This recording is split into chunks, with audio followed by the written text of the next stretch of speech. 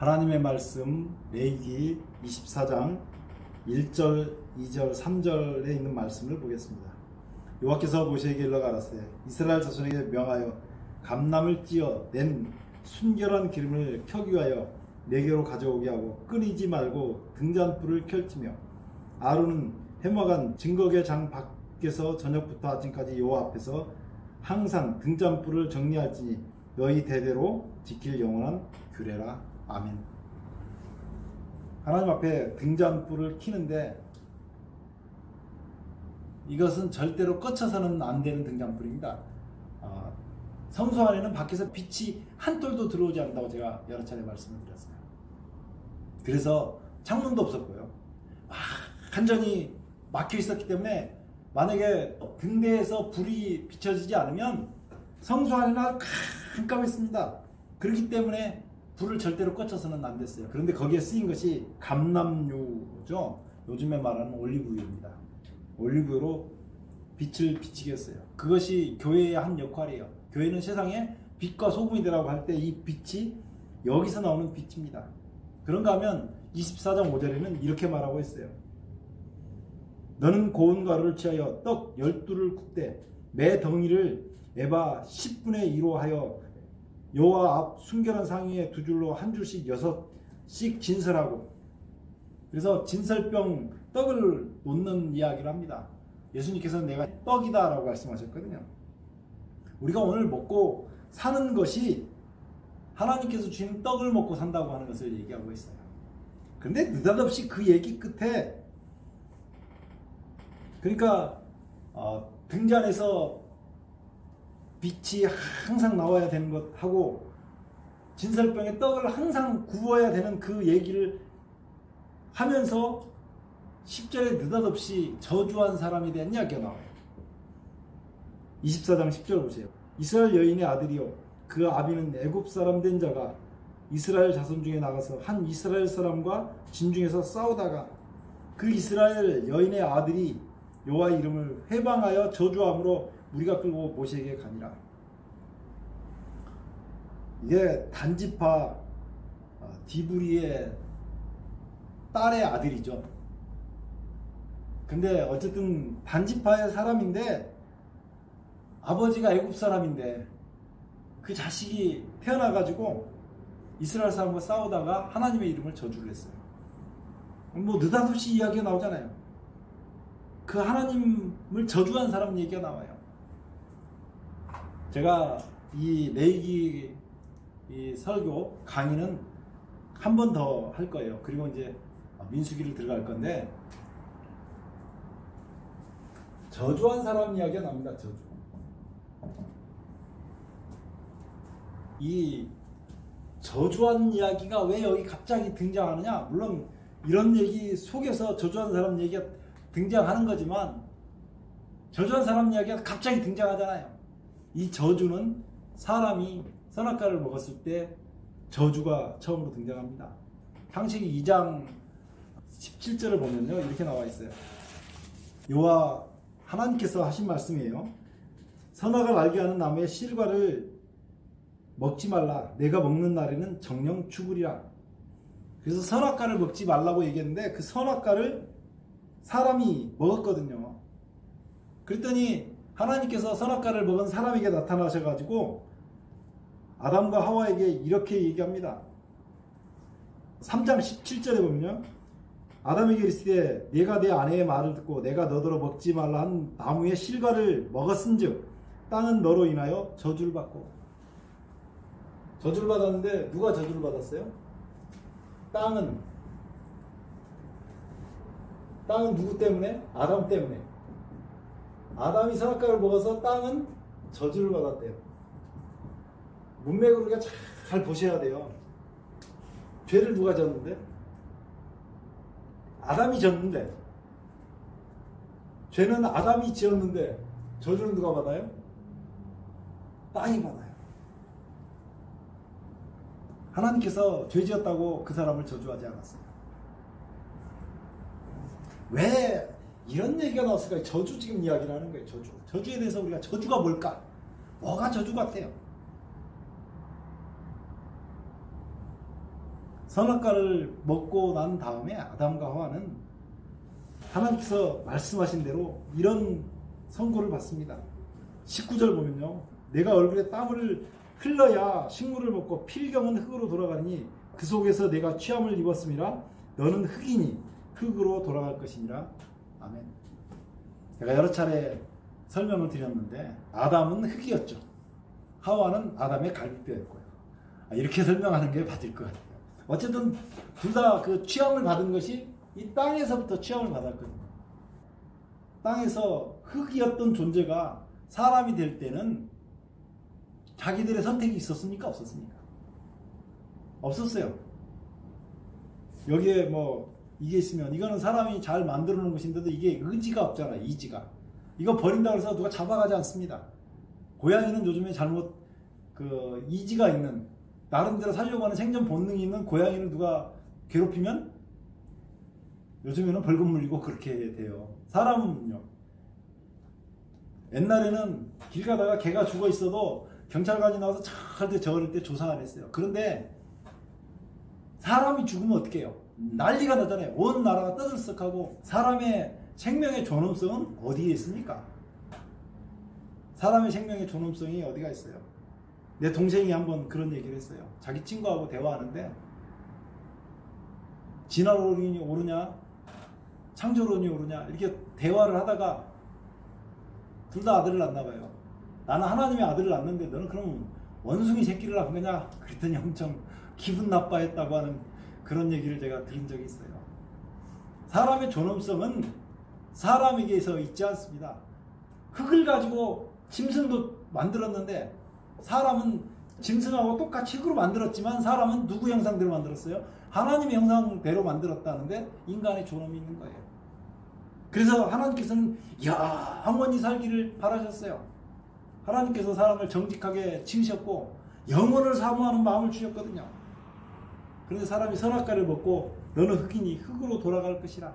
그러니까 흙이 사람으로 만들어질 때의 과정을 뭐라고 합니까? 한마디로 우리가 뭐라고 하죠? 흙이 여기 지금 땅인데 본래 이 아담은 뭘로 만들었냐면 흙으로 만들었어요. 흙이 아담이 됐을 때는 이 과정을 우리는 창조라고 얘기합니다. 근데 아담이 선악과를 먹었어요. 선악과를 먹었을 때는 다시 뭘로 돌아가라고 해요? 흙으로 돌아가라고 얘기합니다.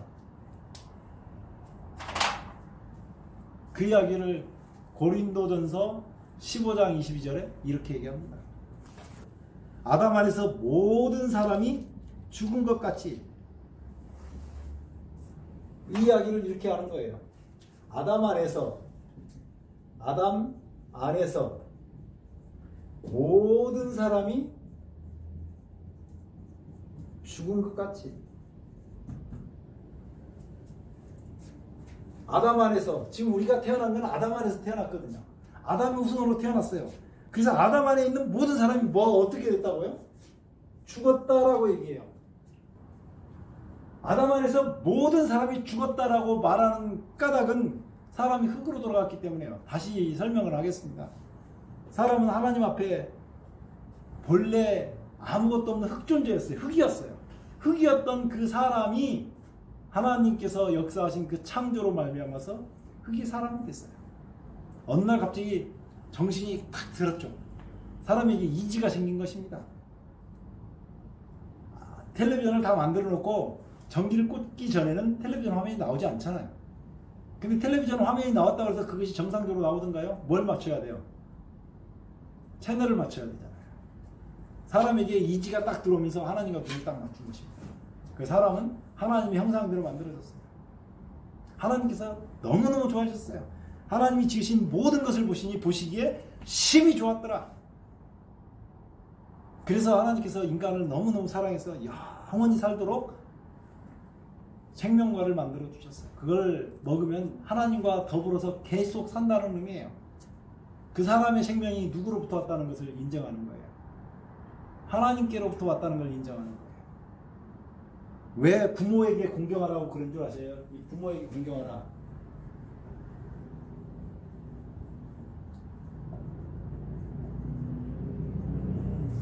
부모에게 공경을 하면 내 생명의 근원이 누구로부터 왔다고 하는 거예요. 부모로부터 왔다고 하는 거예요. 그것과 마찬가지로 사람의 생명의 근본이 하나님께로부터 왔다고 얘기하는 것입니다. 사람은 스스로 존재할 수가 없어요. 나는 누구 때문에 존재한다? 하나님 때문에 존재한다고 하는 것을 말하고 있는 거예요. 그것을 인정하라고 하는 거예요. 생명과를 먹는다고 하는 의미는 생명과를 먹어서 영원한 생명을 유지하는 것도 되지만 내 존재는 하나님 없이는 못 삽니다. 그런 의미를 가지고 있어요. 하나님께서 나를 흙에서부터 만들어서 사람되게 나되게 하셨다라고 하는 것을 인정하는 것이 그거예요. 근데 그것을 부정하는 게 뭐냐? 선악과를 먹으면 부정하는 거예요. 하나님, 난 당신 필요 없습니다. 내가 한번 혼자 살아볼게요. 선악과를 먹었다고 하는 의미가 하나님, 난 당신 필요 없습니다. 내가 나 혼자 한번 살아보겠습니다. 내가 스스로 하나님 한번 돼보겠습니다.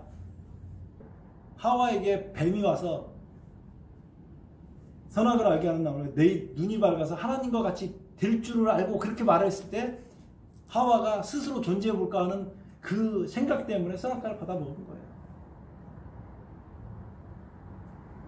그런데 하나님께서는 선고를 하신 거죠. 너는 흙이니 흙으로 돌아가라. 그 말은 뭐냐면 이제 네가 스스로 존재하고 할 수 있다는 것을 증명해봐라, 그런 거예요. 사람이 태어나서 죽지 않는 사람이 없잖아요. 다 죽었어요. 누구 안에서? 아담 안에서. 아담 안에서 모든 사람이 죽었습니다. 아담 안에서. 아담 안에 있는 모든 사람이 죽는다고 얘기한 것입니다. 그러면 지금 현재 있는 모든 사람, 아담 안에서 있는 모든 사람이 죽은 것 같이라고 나오는 고린도전서 15장 22절에 있는 이 말씀은 지금 현재 제가 살아있는데 저를 갖다가 산 사람이라고 그래, 죽은 사람이라고. 고린도전서 15장 22절에 아담 안에서 모든 사람이 죽은 것 같이라고 나오잖아요. 지금 현재 지구에 얼마가 살고 있어요? 70억, 70억 인구가 살고 있는데 그 사람들이 다 살았다 그래요? 성경은 죽었다 그래요. 아담 안에서 모든 사람이 몇 사람이? 모든 사람이. 그러니까 모든 사람이 죽었으니까 지금 살아있는 저를 포함해서 모든 사람을 성경에서는 뭐라고 딱 얘기하냐면 죽은 사람이라고 표현하는 거예요. 이건 영적인 의미죠. 의미를 잘 새겨서 들으시기 바랍니다. 아담 안에 있는 모든 사람이 죽었다고 얘기한 것입니다. 내 존재의 그 가치가 누구로부터 떨어져가지고 영원히 죽은 사람이 존재가 된다면 하나님으로 떨어져서 죽은 사람이 존재가 됐다라고 얘기하는 거예요. 아담 안에서 모든 사람이 죽었다. 그러면 이게 무슨 말이냐면 흙이 하나님의 은혜로 창조감 받아가지고 창조주의 손에 의해서 흙이 사람이 됐어요. 근데 이 흙이 창조주의 손길을 선악과를 먹으면서 거절하고 뭘로 다시 돌아가 버린 거예요? 흙으로 다시 돌아가 버린 거예요. 그 얘기를 지금 이렇게 얘기하고 있는 거죠. 흙이 다시 사람이 되게 하려면 어떻게 해야 돼요? 뭘 해야 됩니까? 다시 사람이 되게 하려면 뭘 해야 돼요? 뭘 해야 될까요? 뭘? 창조를 해야 돼요. 창조해야만이 되는 거예요. 그래서 하나님께서 사람을 창조하시는 그 재창조하시는 과정이 십자가에서 그 일이 이루어진 거예요. 왜 십자가를 지셨을까? 아담이 선악과를 먹었잖아요. 이 선악과를 먹은 이 죄, 이걸 원죄라고 그러는데 이 죄를 십자가에서 지셨어야 했어요. 십자가에서 이 원죄를 짊어지셔야 했어요. 그런가 하면 사람이 살면서 일평생 동안 얼마나 많은 죄를 짓고 살아요. 그 모든 죄를 하나님이셨던 예수님께서 십자가에서 또 짊어지셔야 했어요. 그 죄값을 치르고 그 죄값을 치르면 죄 없는 흙이 돼요. 그 죄 없는 흙을 다시 재창조하는 과정을 십자가에서 이루셨다, 그 말이에요. 뭐 고범죄라고도 하고 행위죄라고도 하고 아무튼 이 죄들을 십자가에서 다 깨끗하게 해결했으니까 이제 죄 없는 흙이 됐어요. 그러면 그것을 내 것으로 받아들이면 내가 죄 없는 흙이 돼요. 그리고 다시 예수 그리스도 안에서 거듭나죠. 거듭나요. 거듭난 것을 자꾸 거듭남을만 얘기하니까 그런데 이걸 뭐라고 얘기하냐면 재창조라고 그래요. 재창조는 거듭남이에요. 한 번 태어난 것은 사람에게 정하신 일이고 그 후에 사람에게 틀림없이 심판이 있는데 하나님께서 그 심판을 예수님께서 다 짊어지시고 우리를 재창조하셨다, 그 말이에요. 그래서 우리의 존재 가치는 첫 번째, 사람의 존재 가치는 창조주 손에 의해서 창조주에 의해서 창조가 됐어요. 두 번째는 예수님께서 또 창조주죠. 예수님도 역시 창조주인데 예수 그리스도의 그 십자가의 은혜로 재창조가 된 거예요.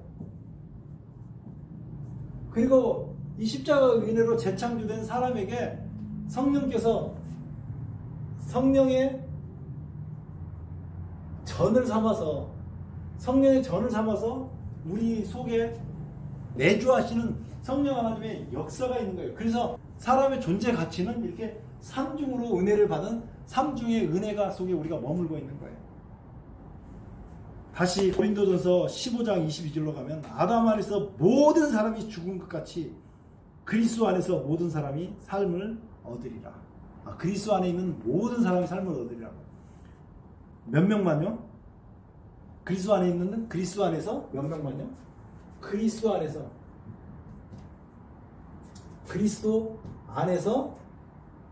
모든 사람이.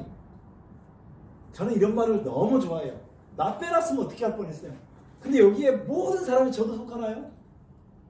모든 사람에 저도 속한다는 얘기를 하고 있는 거예요. 저는 이게 너무너무 감사해요. 그리스도 안에서 모든 사람이 삶을 얻으리라, 생명을 얻겠다고 얘기한 것입니다. 그리스도 안에서 모든 사람이 생명을 주신 거예요. 그런 생명을 받았어요. 출애굽하면서 6월절 양을 하면서 문인방과 술제에 피를 바르고 장자의 심판을 내릴 때 장자가 다 멸망받을 때 이스라엘 백성들은 구원함을 받았거든요. 그래 나와가지고 홍해를 건넜어요. 홍해를 건넜는데 그 홍해 뒤에 쫓아오던 애굽의 바로와 그 군대들은 다 죽었는데 이스라엘 백성들은 거기서 구원함을 받았거든요. 하나님의 놀라운 은혜를 체험했습니다. 아말렉과 전쟁 가운데 있을 때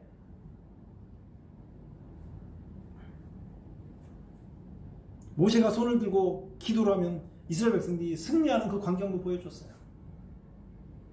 마라에 물이 썼을 때는 그 쓴 물을 하나님께서 얼마나 달게 만드셨는지, 우리의 쓴 인생에도 예수님이 오시면 단 인생으로, 행복한 인생으로 바뀐다고 하는 그 놀라운 은혜를 보여준 것이 그 마라의 쓴물 역사였잖아요.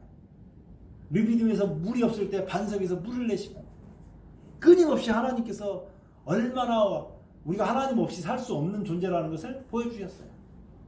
그런데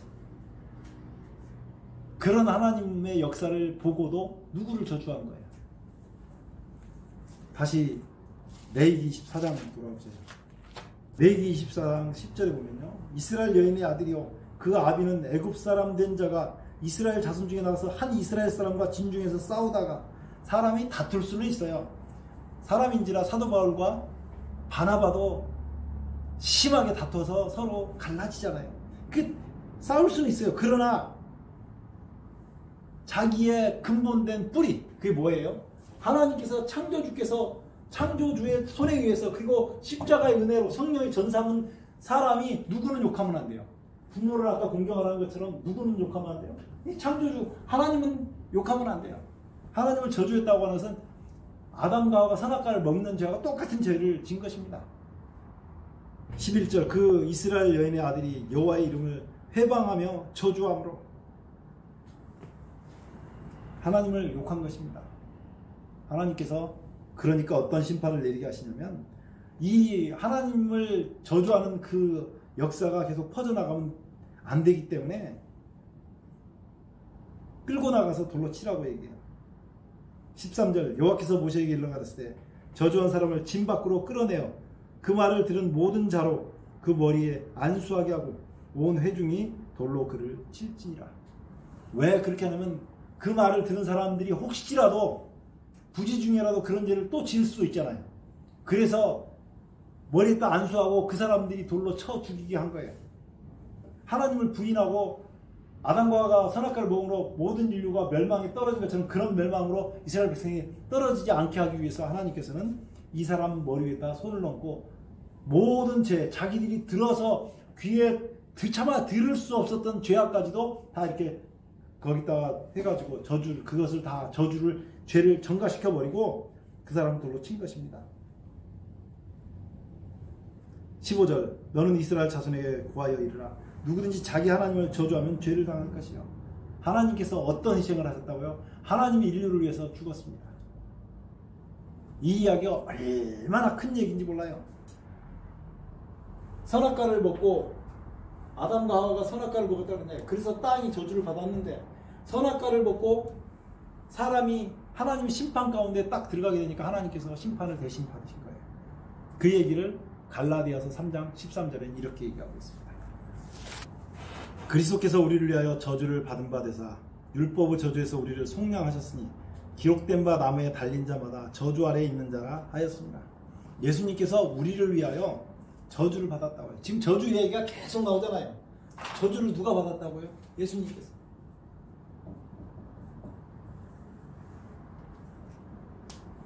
예수님은요 본래 하나님이셨어요. 삼위일체 하나님이라 할 때 성부, 성자 예수님이잖아요. 성령 삼위일체 하나님이셨어요. 인간을 만든 창조주였어요. 사람이 선악과를 먹고 너는 흑인이 흙으로 돌아갈지니라 라고 했을 때 너무나 인간이 불쌍했던 거예요. 하나님은요 내가 선악과를 먹지 말라 먹는 날에 정령 죽으리라 그렇게 말씀하실 때 누가 죽을 줄 알았어요? 하나님은. 예수님은 누가 죽을 줄 알았어요? 아담과 하와가? 아니요. 아담과 하와는 누구 믿으면 구원받을 수 있어요. 예수님 믿으면. 그럼 누가 죽을 줄 알았어요? 예수님이 죽을 줄 알았어요. 십자가에서 예수님이 죽을 줄 알았어요. 자신이 죽을 줄 알았어요. 하나님은. 그럼에도 불구하고 인간을 너무 사랑해서 인간을 만드신 거죠. 그리스도께서 우리를 위하여 저주를 받은 바 되사. 이게 저주였어요. 선악과를 먹고 땅이 저주받았던 그 모든 저주를 예수님께서 다 짊어지시고 율법의 저주 아래서 나무에 달려가지고 우리를 위해서 십자가에 달리신 거예요. 만약 예수님께서 십자가에 달리셨을 때 나 안 죽을란다 그렇게 합니다. 그래서 그 저주를 누가 도로 받아야 돼요? 그 저주를 아담과 아담 안에 있는 모든 사람이 만약에 예수님께서 십자가에서 이렇게 돌아가시다가 이게 내가 힘들다. 내가 너희 때문에 왜 이걸 받아? 그리고 예수님께서 십자가에 내려오시면요. 우리가 받아야 돼, 이 저주를. 그러니까 우리는 무슨 짓을 하고 있는 거예요? 예수님께서 이미 지나간 얘기지만 가정에서 말씀을 드리는 거예요. 십자가의 은혜를 지금 생각해 보라고 말씀드리는 거예요. 예수님께서 내려오려고 그러면 예수님의 손을 꽉 붙잡는 거죠. 못 내려오게. 예수님 내려오면 우리가 어떻게 돼요? 멸망당하는 거예요. 실제로 그러지는 않았지만 십자가의 의미가 그거예요. 오늘 예수 그리스도의 십자가가 왜 그렇게 우리에게 큰 의미가 있냐면 그분이 십자가에서 만약에 내려왔다면 모든 인류의 운명 끝났기 때문에 영원한 멸망의 형벌을 받아야 됐기 때문에 십자가의 의미가 그렇게 큰 것입니다. 그래서 하나님의 이름을 저주한 사람은 그 자체가 예수님은요 저주를 받았어요. 그런 사람 위에서 자차 저주를 받았어요. 예수님은 저주 그 자체가 되셨습니다. 저주를 짊어지시고 저주가 되셔가지고 우리를 위해서 저주를 받으신 거예요. 십자가 아무리 힘들고 고통스러워도 예수님께서는 세상에 있는 자기 사람들을 사랑하실 때 끝까지 사랑하셨거든요. 끝까지. 언제까지? 십자가에 죽어서 자기의 모든 것을 잃어버릴 때까지 우리를 사랑하셨다고 얘기합니다. 그래서 저주받은 자가 돌로 맞아 죽은 거예요. 예수 그리스도의 그 심판은요 분명히 있습니다. 우리가 오늘 이렇게 살고 어차피 사람 한번 인생을 살다가 보면 결국 늙고 병들어서 죽게 돼 있어요. 그런데 예수님 믿으면 영원한 생명이 보장되어 있습니다. 예수 안 믿으면요 영원한 불의 형벌이 기다리고 있어요. 영영이 타는 불의 형벌이 기다리고 있어요. 오늘 지금 예수를 믿고 안 믿고는 작은 갈림길 같지만 예수를 믿었을 때는 영원한 천국에서 예수님과 영원히 같이 살면서 나를 위해서 그렇게 큰 희생을 당한 그 예수님과 함께 살 것이고 예수님의 그 놀라운 은혜를 저버리고 나면 영영이 타는 불에 영원히 멸망하는 그 불에 들어가서 불의 심판을 받게 될 것입니다. 오늘요 말씀을 마치면서 저주하는 사람 그 이야기는 뭐냐? 이스라엘 백성들 중에는 그런 죄악은 제거돼야 돼요. 그래서 죄를 제거하는 작업이었어요. 하나님의 이름을 함부로 저주해서는 안 됐기 때문에 죄를 제거하고 나서 그 다음에 다음 시간에 제가 한 번 더 할 내용은 이제 천국 생활을 어떻게 할 것인가를 얘기합니다. 거기에 천국 생활을 누리지 못하면 어떻게 재앙들이 오는가에 대한 예언도 있는 거예요. 우리를 위해서 그렇게 저주가 되신 예수 그리스도를 날마다 그 십자가의 은혜를 부여잡고 예수 그리스도와 함께 동행하게 되시기를 주 예수님 이름으로 축원합니다. 기도하겠습니다. 아버지 우리 하나님 은혜를 감사합니다. 우리를 위해서 십자가에서 저주를 받으셔서 우리의 모든 죄의 저주를 해결시켜 주셔서 참으로 감사를 드립니다. 주님, 그 십자가의 은혜가 우리의 것이 되도록 은혜를 베풀어 주시옵소서. 우리가 여기 있사오니 십자가의 보혈로 우리를 맑게 씻기시고 주님의 것 삼아 주시옵소서.